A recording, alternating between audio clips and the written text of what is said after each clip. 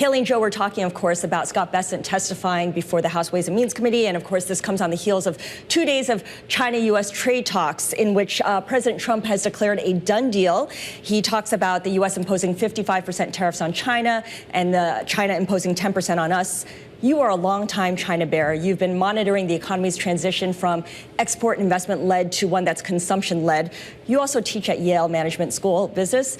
What kind of grade would you give this trade deal, this so-called trade deal?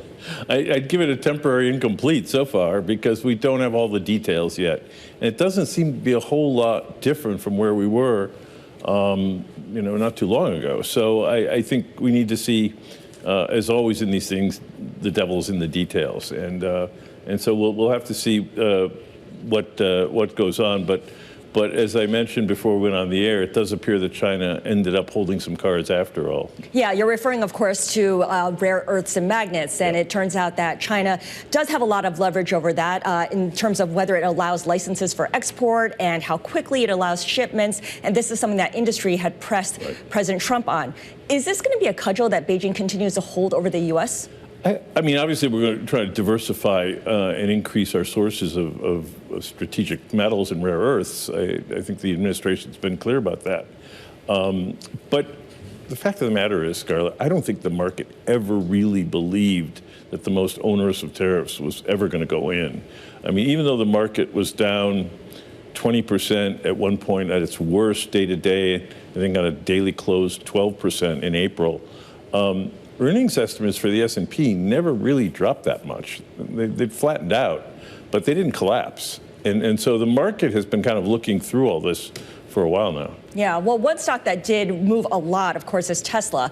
And as a longtime skeptic of Tesla, I'm curious to get your take on the very public breakup between Elon Musk and President Trump. Musk is now saying that he has some regrets over his comments, and he also says that they went too far. Does this drama change Tesla's narrative or prospects in any material way? Yeah, it was all at the end of the day a big never mind, right? Look, I think that depending on how this all came about, and there's all kinds of stories, and who knows, certainly everyone is going to tell their side of the story. The fact of the matter is, it does look like the legislation, with a lot of benefits for EVs and solar, is going to change that dynamic dramatically. And that does have a material effect on Tesla's businesses, both in the auto credits for their customers, $7,500 each, the so-called ZEV credits, the emissions credits that they sell for cash, that looks like it may be going away. And then a variety of possible IRA credits and certainly solar credits for their Solar City subsidiary. So there's a lot for them to lose in the House legislation. It may change with the Senate and with compromise, we'll have to see. But when we get past all the personal stuff and kind of all the craziness from last Thursday, there's some real impact in the legislation. And it doesn't appear that the White House is backing down on that. Right, right. I mean, Elon Musk and his executives over at Tesla have also been promoting videos showing a driverless Tesla on the streets of Austin. And of course, that's a hint that their robotaxi launch will move forward, I believe, at the end of this month. Does that remove some of the concern about the legislation that takes away some of those tax credits and tax benefits that Tesla has enjoyed? Well, I mean, I think almost everyone at this point agrees that the company is not being valued for just its auto operations. It would be trading at $30 or $40 a share, not $300 and something. So the two pillars or three pillars that it rests on are autonomous driving, related robotaxis, and then the Optimus robot line. And so everything has to go right for those valuations to play out. We'll see. I mean, robotaxi, yesterday there were images of a robotaxi in Austin, but what no one talked about was the trailer car right behind it. So I did see that. So does that mean there's two cars for every robotaxi? And there was a driver in the second car, and so I mean, and the cost model for this, people are using absurdly low numbers for the cost per mile, not understanding the cost for redundancy and safety, as well as self-insurance and a lot of other costs that aren't in people who are bullish in their models. So we'll have to see. And as for autonomy, I mean, full level 4, level 5 autonomy, I mean, they've been promising it for 10 years now, but they're still at level 2, just like everybody else. I maintain by 2030 or so, every car is going to have level 4 or 5 autonomy. It's going to be a standard feature, like cruise control is now, or anti-lock braking. So I think, at that point, you're then kind of relying on the robots. Let's talk a little bit about that bullish environment you just mentioned. You've called the post-COVID market euphoria the golden age of fraud. And we've seen the S&P 500 have that gigantic drawdown in April, but it's now right back to within about 2% of its record high. On top of that, you've got a White House that has been shattering norms and continues to do so, and it plays loosey-goosey with laws and rules. How would you characterize the environment now?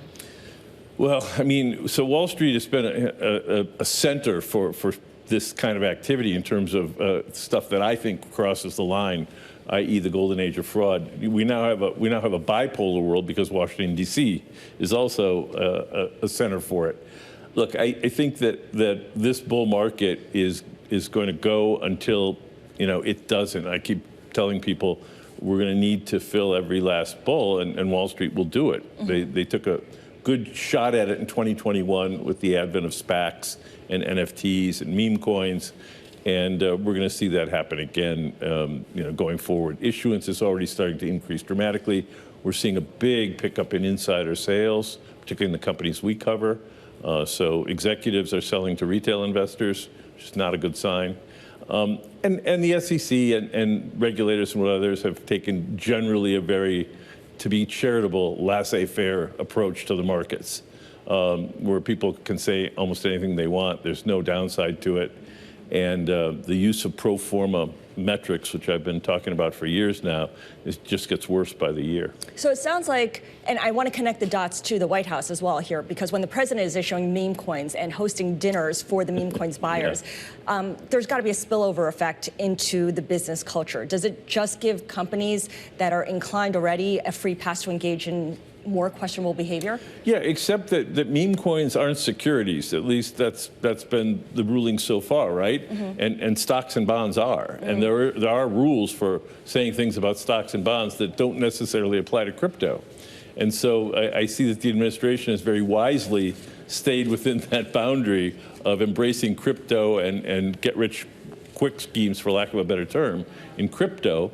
But it's where people cross the line and start making promises about stocks and bonds that I'm concerned.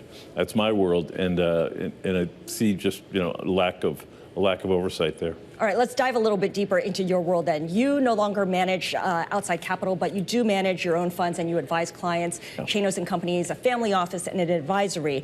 And a new idea that you've just disclosed, a new short idea, is Carvana, CVNA. The stock is up about 66% so far this year. It's made a round trip back to a 4-year high. It's a used auto retailer, which is a pretty straightforward business. Why do you call it a misunderstood story then? So this is a revisit. We were short this stock successfully in 2022 and 2023, and covered, and now it's back. I joked the other day that investors on the long side look for that 100-bagger.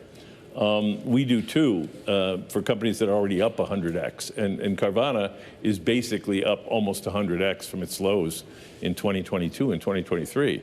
So it's completely round trip back to where it was in 2021.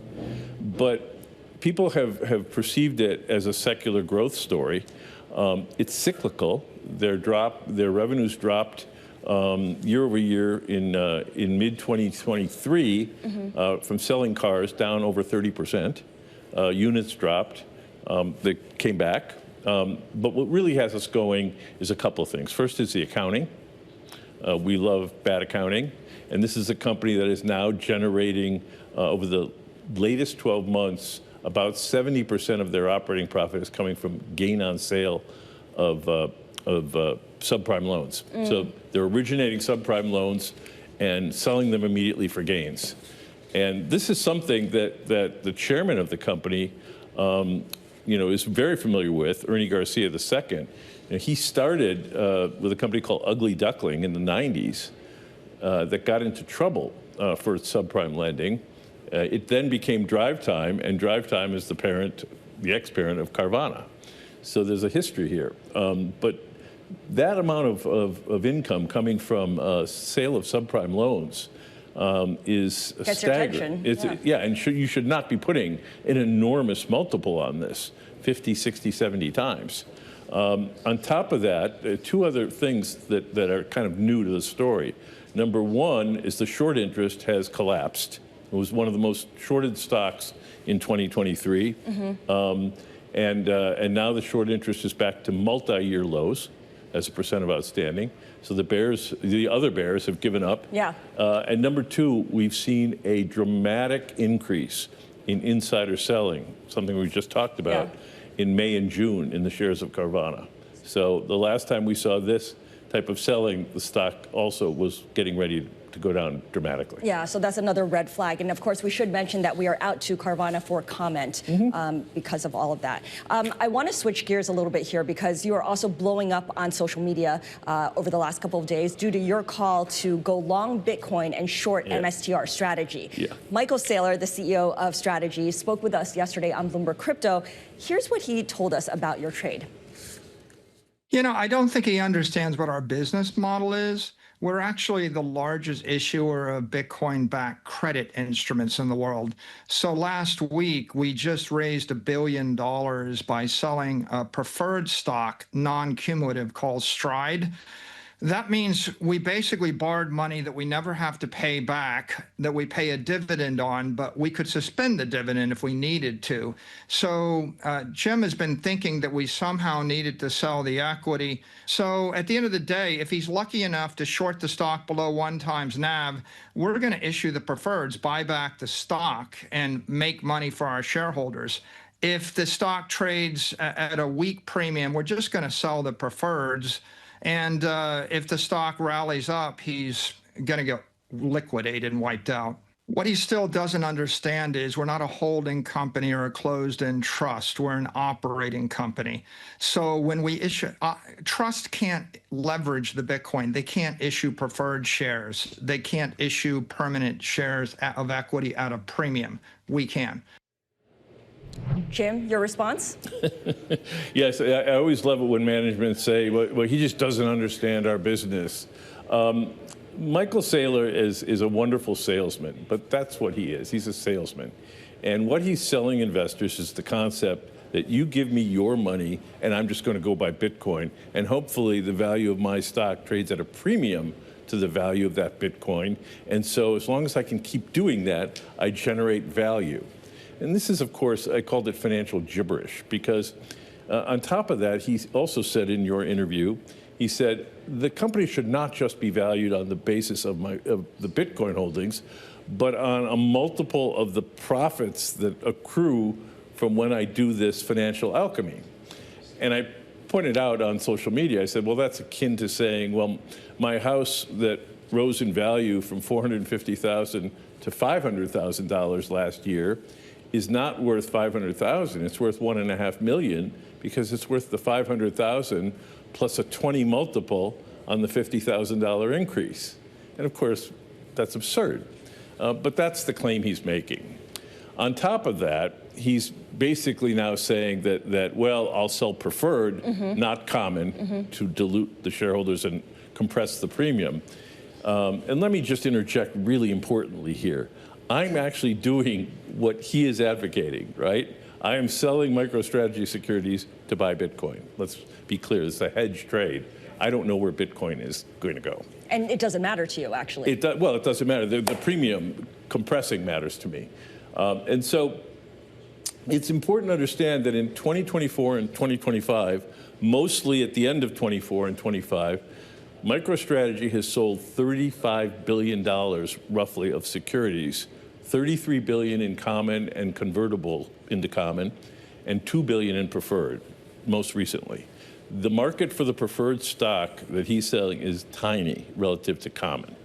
Let's be clear about that. And in his own words that you just played back, he makes a case that you have to be crazy to buy these preferreds, right? He's going to pay you a dividend, maybe. It's not redeemable. It's perpetual. And if I don't pay the dividends, they're not cumulative. I don't have to pay the back dividends.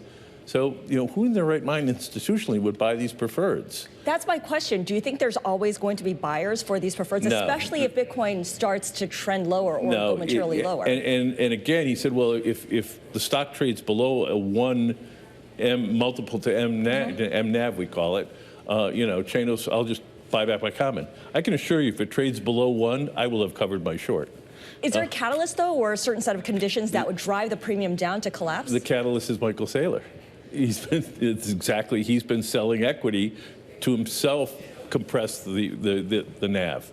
And I would point out, I posted something just yesterday as well, that for all of this, the premium to NAV that MicroStrategy has averaged has been right around the levels we are today, about 1.8. We put this trade on and advise clients somewhere between 2.2 and 2.3. But it's traded at 1, and it's traded as high as 3.5. Where do you think it should be? It should be at 1. I mean, I just think because for all the advantages he claims, you have what we call agency risk in finance. You have the fact that he could do something to the detriment of shareholders, and of course, we're not calculating any deferred taxes in our NAV. Which theoretically there would be if he sold Bitcoin. So the other argument that people make is that the average MicroStrategy shareholder is not a tourist. These are diehards who eat downside volatility for breakfast. That's what they say on social media. Yep. How long are you prepared to wait for this trade to play out? You have to stop listening to all social media, Scarlet, because if you do a simple calculation of share turnover, how often does MicroStrategy turn its share base over it? The last we looked, it was something like 4 weeks. So the average MicroStrategy share trades every 4 weeks. That's not a long-term investor. This is one of the most actively traded speculation vehicles in the market. So there are other companies that are following MicroStrategy's approach, right? The Bitcoin treasury strategy overall. GameStop, DJT, the president's media company. Does that mean that there are comparable big short opportunities for those specific names as well? Well, you're pointing to another catalyst. So the catalyst is this is a Me Too trade, right? There are other companies can do it. There's nothing proprietary about Michael Saylor's business model, right? He's simply buying Bitcoin, which is a highly liquid asset that trades everywhere. So yes, other companies have now looked at this and said, we can do this too, and we can issue equity to become a Bitcoin treasury company. And the more and more supply we're going to see, the less and less premium anybody's going to have. Jim, I'm going to wrap this up and ask you one final question to kind of put everything in perspective. Are the economy and stock market as strong as they seem to appear? You've got a resilient consumer, you've got tame inflation, you've got stellar profits, and you've got stocks near record highs. Yeah, I mean, everything looks good. I think that valuations are back up to their high levels. And what we're keeping our eye on, again, is issuance. We're looking at supply. I always keep joking that Wall Street has a printing press, too, and the printing press is starting to gear up.